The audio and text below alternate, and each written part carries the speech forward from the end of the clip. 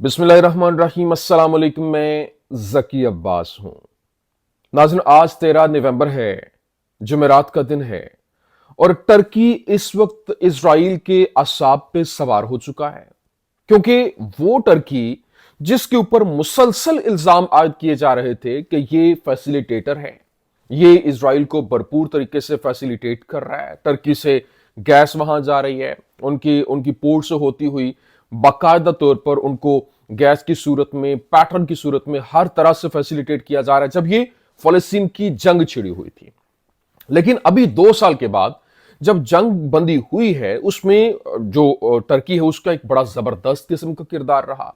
फिर जंग बंदी के बाद जो गजा के अंदर फौजें भेजने के हवाले से जो टर्की के 2000 फौजी जो हैं उनकी आने की खबरें आई, और यहां तक कि जो वहां पर एक नया हवा जो है वो क्रिएट हुआ और कहा गया कि अब दोबारा से सल्तनत उस्मानिया जो है उसका उरूज आना शुरू हो गया है। ये एक मंजर कशी की गई और बाकायदा तौर पर दुनिया में आर्टिकल छपे जिसने वहां पर एक नई बहस को छेड़ दिया, जबकि टर्की और जो इजराइल है वो आमने सामने आ गए और यहां पर कई, यूं कह लें कि कई मुहाजों के ऊपर बाकायदा तौर पर खुलकर उसने इसकी मुखालफत शुरू कर दी, जिसके बाद अमेरिका को भी कहा गया कि टर्की हमें यहां पर काबिल कबूल नहीं है और इस तरह से जो हालात हैं वो कशीदा होते दिखाई दिए। लेकिन अभी जो सबसे इंपॉर्टेंट चीज है, जो टर्की और इजराइल के दरमियान एक लड़ाई जो है वो शिद्दत इख्तियार करती हुई दिखाई दे रही है, क्योंकि गुज़श्ता रोज जो टर्की का एक अहम तरीन जंगी जहाज, जो कार्गो जहाज जिसे कह लें, C-130, जो 20 से 30 टन वजन जो है वो लेके जा सकता है, वो तबाह हुआ और जिसमें 20 लोग जो है उनके शहीद होने के हवाले से खबरें जो है वो भी रिपोर्ट हुई। और ये पहले तो यही कहा गया, क्योंकि पहले पहल जो खबर दी गई बाकायदा तौर पर किसी और की जानिब से नहीं, बल्कि जो टर्की सदर है प्रेसिडेंट तैयब उर्दवान, उसकी जानिब से इसको कंफर्म किया गया कि वो आजरबैजान से वापस आ रहा था और वहां से आते हुए ये गिरा है, गिरकर तबाह हुआ है।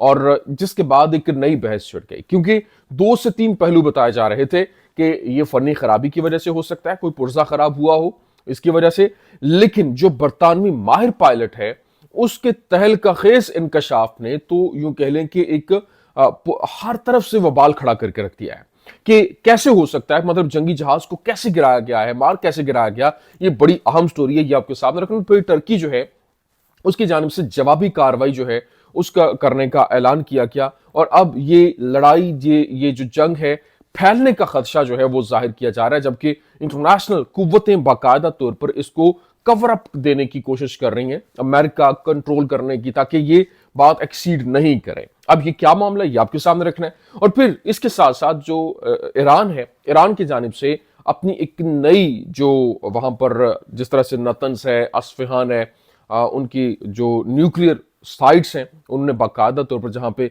रिसर्च हो रही थी, जो फोडो है आपको याद होगा, जिसको अमेरिका ने तबाह करने का भी ऐलान किया, उन्होंने एक नई अपनी साइट वो डेवलप कर ली है जहां पे इंटरनेशनल किसी को जाने की इजाजत नहीं है। और अब यही कहा जा रहा है कि ये बहुत चंद दिनों के अंदर अंदर एक बहुत बड़ी खबर जो है वो सुनने को मिल सकती है। वो क्या है, तमाम तो डिटेल्स वन बाय वन आपके सामने रखते हैं। अच्छा नाज़रीन, फर्स्ट ऑफ ऑल मेरी गुजारिश आपसे ये है कि इस चैनल को आपकी सपोर्ट की जरूरत है। चैनल को क्योंकि रीच डेड हो चुकी है, आपका चैनल है, आपने चलाना, लाइक करें, शेयर करें, ज्यादा से ज्यादा कमेंट सेक्शन में जाकर अपना फीडबैक दीजिए और जिन्होंने सब्सक्राइब नहीं किया वो सब्सक्राइब भी कर दें। अच्छा नाज़रीन, सबसे पहले तो खबर देखिए। खबर क्या है कि detached wings from doomed Turkish C-130 seen spiraling into the ground, मतलब जो टर्किश C-130 है वो ग्राउंड के ऊपर आता हुआ दिखाई दे रहा है। The Turkish air force C-130E went down dramatically in the country of Georgia as it was returning home from Azerbaijan. Azerbaijan से वापस आ रहा है और वहां पे वो गिरता हुआ बाकायदा तौर पर दिखाई दिया। लेकिन अभी ग्रीक रिपोर्ट जो है उसकी जानिब से बाकायदा तौर पर यह कहा गया, Turkey C-130 cargo aircraft has crashed near Georgia Azerbaijan border, Georgia Azerbaijan border के दरमियान ये गिरकर तबाह हुआ। Preliminary report suggest that the aircraft may have been shot down, मतलब ये जो रिपोर्ट्स बता रही हैं कि ये गिरकर तबाह नहीं हुआ बल्कि इसको शॉट डाउन किया गया है। और फिर आगे सुनिए, क्योंकि जब ये बात चल रही है और हालात ऑफ कोर्स जैसे तैसे भी हों, अभी स्कॉट बेटमैन है जो एक बरतानवी माहिर पायलट है, उसकी जानिब से बाकायदा एक ट्वीट किया गया। उस ट्वीट ने तहलका मचा के रख दिया है। फिर मैं लिंक करूंगा, मैं आपको बताऊंगा कि ये कैसे हुआ, वो पूरे का पूरा सिनेरियो आपके सामने रखेंगे। अच्छा, हुआ क्या है?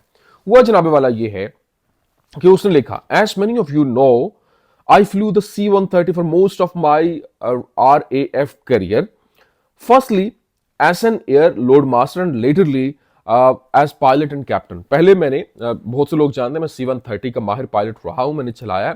पहले मैं उसको एयर लोड मास्टर था, फिर लेटरली उसका पायलट और कैप्टन बना। I have a lot of time in this aircraft both operationally and हॉलिंग staff around the globe. मैं पूरी दुनिया में इसको लेके जाता रहा। It's hugely reliable airframe that is very forgiving in all but a few circumstances outside of enemy action. उसने कहा कि ये बहुत ही रिलायबल और बड़ा जबरदस्त किस्म का इसका एयरफ्रेम है। इसको ऐसे नहीं कहा जा सकता कि ये तबाह हो सकता है अनटिल अनलेस कोई बाहर से इसके ऊपर हमला ना हो, एक्शन ना हो। C-130 जहाज बरतानिया यूज करता है। आपने सुना होगा कि जी C-130 जहाज अमेरिका से आया है, और कार्गो जहाज लाइक जितने भी उनके पास वो तमाम तर वो उन्होंने कोई असलहा प्रोवाइड करना होता है, कोई भी वहां से चीज, ये फौजी साजो सामान को मुंतकिल करने के लिए इस्तेमाल किया जाता है। फिर उसने कहा कि I have watched social media today and seen some rubbish being spouted about the aircraft's safety record. I just want to add some context. उसने कहा मैं सोशल मीडिया के ऊपर देख रहा था जिसको लेकर ये बहुत सी चैमगोइयां हो रही थी, बहुत से अजीब से रबिश चीजें जो है वो बोली जा रही थी। मैं इसमें कुछ बताना चाहता हूं। The aircraft itself is the longest military aircraft in continuous production in the world. मतलब सबसे अभी तक जिसकी लंबी प्रोडक्शन हुई है वो इसकी हुई है। It's been around for over 70 years. 70 साल से ज्यादा तक। Its list of campaigns is long, and yes, it's suffered significant losses as a result.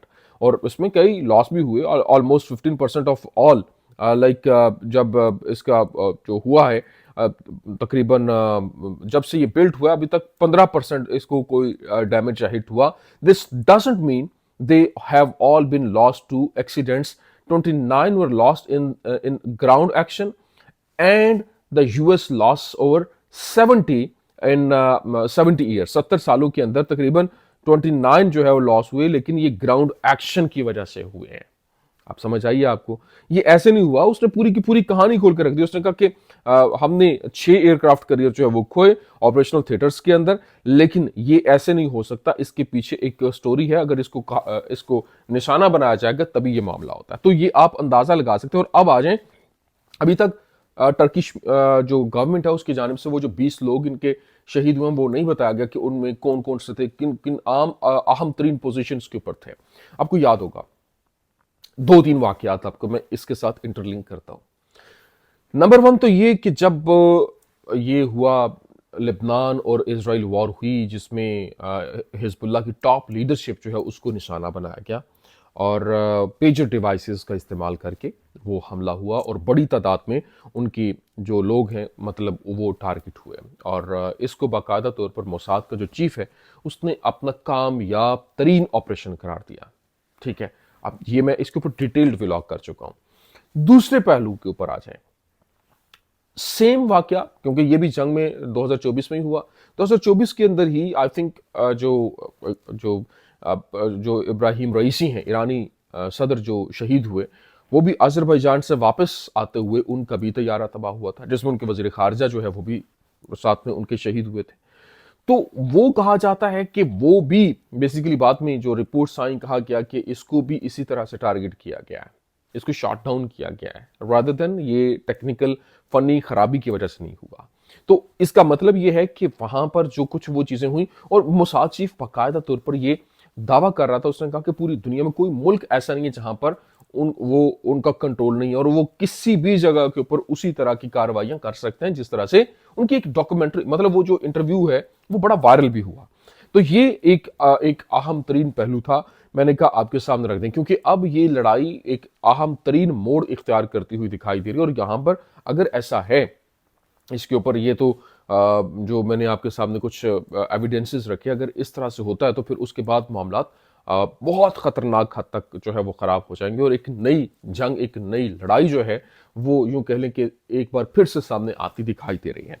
दूसरी जानिब इस वक्त जो ईरान है, ईरान बाकायदा तौर पर स्टैंड अप होता हुआ दिखाई दे रहा है और ईरान की जानिब से अभी बाकायदा तौर पर जो मेजर ऑपरेशन किया जा रहा था डिसमेंटल करने के लिए जासूसों को, और एक ऑपरेशन क्लीन अप शुरू किया गया था कि जो इजरायली जासूस पकड़े जा रहे थे जो ईरान के अंदर मौजूद हैं, वो अब ख़त्म करने का ऐलान कर दिया गया। उन्होंने दर्जनों ग्रुप्स जो हैं उनको उन्होंने न्यूट्रलाइज किया है, उसमें से गिरफ्तार भी किए, जिसमें मुख्तलिफ सूबों के अंदर ये ऑपरेशन जारी रहा। रेवोल्यूशनरी गार्ड जो उसकी फोर्सेज है उसने ये सारी कार्रवाइयाँ अमल में लाई।